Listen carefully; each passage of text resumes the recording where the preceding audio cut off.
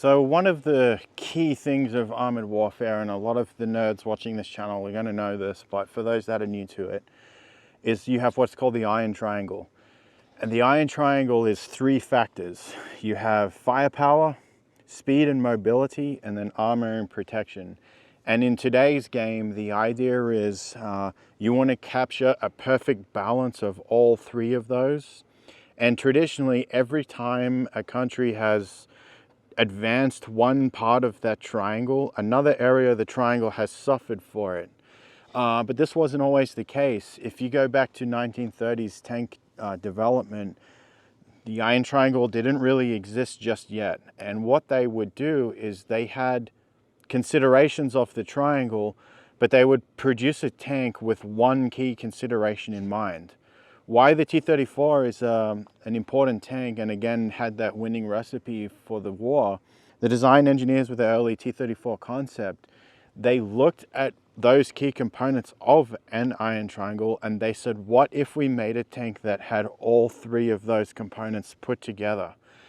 That was in concept, in theory, but as the war progressed, as the Russians kept evolving that same concept, the T34-85 ultimately became the first tank with a very good balance of that iron triangle. So this being T34-85, where does the 85 come from? A large part of the T34 story was built around the earlier one, the 76. And where does that need and that desire to bring this larger gun into the T34 come from? Well, if you go back to January 1943, right outside Leningrad, the Red Army captures their very first Tiger I. Round about the same time of that year, Soviet intelligence also learns of the new German Panzer tank that's going to be coming onto the scene. And this quickly fueled the Russian sort of necessity to reassess the T-34 design and potentially take a look at what else can be improved. Before T-34-85, when they were still on the 76, the main focus of improving that tank was back of house. So how do they improve the manufacturing process? How do they improve the training of the staff working in the factory floors and then the crews that would go onto the tank? So the main focus was to iron out the bugs and create that manufacturing process to be far easier. But the new German tank forced the T-34 design team to consider actual upgrades to the T-34 platform itself. So the discovery of these new German tanks caused the T-34 design team to reassess the design of the T-34 itself. And ultimately, when these new tanks came on the scene, they looked at T-34-76 and they looked at up-armoring the tank, and the tank was already at its limit. So for a short time there, the T-34 was actually considered a dead-end tank, very briefly. But what happened was, it wasn't until the Artillery Bureau was brought into the same project with the tank teams that the Artillery Bureau looked at putting a bigger gun in the T-34. And that bigger gun would be there simply to combat these new German armored tanks. And that's what allowed the T-34 design to evolve and become one of the war-winning tanks. So T-34-85 first saw combat with the 1st Guards Tank Army in spring of 1944, and that was during the offensive through Belarus and Ukraine. So in addition to that new ZIS S-53 gun, the 85mm, so the biggest upgrade that the T-34 had other than the gun was the turret. So they had to redesign the entire turret to actually take this gun, and there were even teething problems there. As the Artillery Bureau had 2 or 3 gun designs in mind, they tried to fit all 3 into T-34, and they had problems with all of them. And it wasn't until they redesigned the entire turret setup to take the new gun that the design became somewhat feasible. But one change that happened was T-34-76 only had 2 men in the turret. They had the loader and then the gunner crew commander. What the T-34-85 did was it introduced a whole entire new crew position into the turret. So we now have a 3-man turret. Why that is very, very critical into Russia's success in their strategy was, if you think of individual roles and responsibilities and the duties that each man had inside the turret, The crew commander is easily the busiest man in the turret. Mentally, he's got so many things going on inside his head. If he's also responsible for manning a gun or loading a gun, you're taking away his ability to be effective and crew that tank on the battlefield. But by adding in the third crew member in the turret, you now have a loader, a gunner, and a crew commander. So with the crew commander being freed up of those additional duties, his entire job now is to locate the enemy, dictate orders to the crew accordingly, and then report to higher. So you've now, in addition with more manpower, you've made a tank so much more effective than the old T34-76, not just because of the technology of the tank, but that whole entire additional crew member. It was a game changer. One of the other things the Russians reassessed with especially T34-85 was early war, the Russians only had one radio in a tank troop. So perhaps the headquarters tank of that troop had radio communications. And all they could do really was report to higher up and then receive orders from higher. T34-85 with that larger turret now had room to put a radio in every tank in the troop. And what that did was allow tanks to communicate with each other. Why that's important for those new to the armored world is one of the biggest weaknesses even today with advanced thermal technology and optics is the visual situational awareness that you have as a tank crew on the battlefield. Nothing beats the human eye out in the open for visual awareness. Now, what the radios can do with tank warfare is if tanks can communicate with each other and see different things going on, it allows them to build pixels of the picture much better with that radio communication. So again, another game changer for T34-85. So another thing that was really revolutionary with T34 that had every other tank of its kind knocked out of the park was the transmission. Now what I mean by this is early T34s had immense problems with their transmission in terms of mechanical. There was, off the top of my head, I'm not sure which, but one of the gears in the transmission would constantly, it would fail. But the location of the transmission in the tank was the game changer. So if you look at all US tanks of the time, not so familiar with British tanks, but I believe that would be the similar situation. It's the transmission for those tanks, it's all in the front of the tank.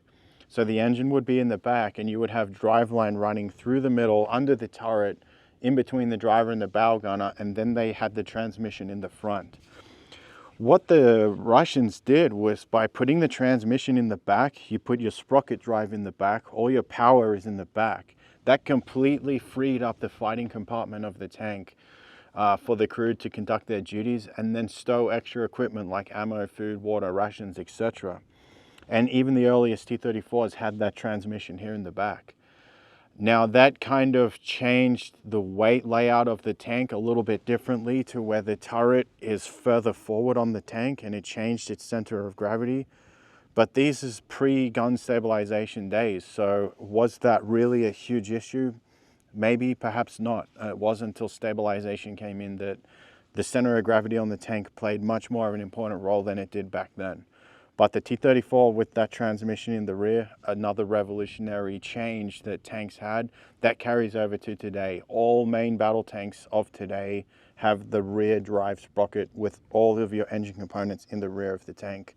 The T-34 was the start of that. So when you look at T-34 as a design and you see how long that hull is, but the first thing you notice is how far forward the turret sits on the hull. Because as we just talked about, with the transmission being in the rear, freeing up the area in the fighting space, it does create for a larger vehicle and the balance offset of the turret being that far forward. How they overcame that on the path of evolution was, everybody knows T-54, T-55, there would be what you might call a missing link tank, the T-44. And the T-44 was that step in between T-34 and T-54. And it was never in a mass production of any sense, but it was in some kind of full production. The T-44 was the first tank where they looked at essentially that problem of mismanagement of weight, and they turned, the T-34 layout is the engine is lengthways that runs along with the tank. with the transmission being to the rear of the engine. T-44 flowing into even Russian tanks today, they turned the engine sideways in the vehicle and then they ran power through a transfer case into the transmission. What that did was that shortened the engine bay. It freed up so much more room in the fighting compartment that they could then bring the turret further back and center the turret on the hull and get that weight balance corrected, which is crucial for your automatic gun stabilization system. So getting beyond T-34 now, but that's this design really did fuel Russia's main battle tank evolution. Additionally, the T-34 is not the first tank with sloped armor, but it is the first tank that employed sloped armor in the most effective way possible. And there's a lot of mathematics that actually went into the design of the sloped armor on the T-34. And the first thing you'll notice is the T-34 has sloped armor all the way around the tank. And whilst increasing the angle of the slope is better for that ricochet deflection probability, each degree you angle the armor, you lose interior usable space inside the tank. So the Russians looked at the numbers very closely and figured out what is the best angle we can get to provide a deflection angle versus at what loss of interior usable space are we getting out of this thing. So that is another T-34 specific fact. So it is worth noting that some of your earlier T-34s did actually have issues with the quality of the armor, and it was essentially the chemical compound and the manufacturing process of the armor where there was some weaknesses found. But as the recipe for good armor changed, so did the Russians' process of making that. And the later T34-85 definitely had not only a different type of armor, but the recipe of the metallurgy of the armor was also improved for that. So one of the, I guess you could call, challenges of being a T-34 driver, other than crew comfort, is visibility. So he is way back inside here, and you're going to see us drive this shortly.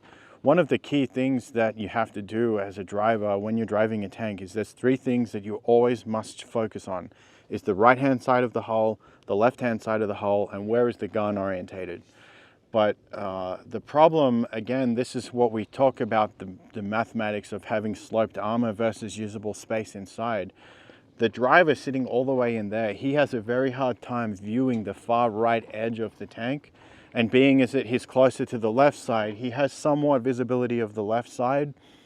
But why is this important? The driver's relationship with the crew commander for communication in this instance is crucial, because the crew commander, being up as high as he is, he knows where the gun is at all times, and he can see the extreme right and the extreme left-hand side of the tank. So the crew commander and the driver talking for his directions, given that the driver can't see the right side of the tank very well at all, that is very, very important. And once again, goes back to what we were talking about. If the crew commander was also responsible for aiming the gun or loading the gun, etc., that takes away his ability to control the driver. So short of being in open country, the tank can go into a ditch and roll over very easily if the driver's not directed well. So another challenge of the sloped armor with the driver on the T-34. So what is the foundation of a tank? Where do you start? When you're building a tank, when you have a concept, you can have all your ideas, but what is it that essentially allows a tank to be what it is? You have to start with the suspension. The suspension is the foundation of the tank, and you begin with the suspension, and the suspension dictates the weight of everything else you want to put inside the tank. So that is a very important and key crucial role in tank design, and that's what made T-34 possible, was that suspension.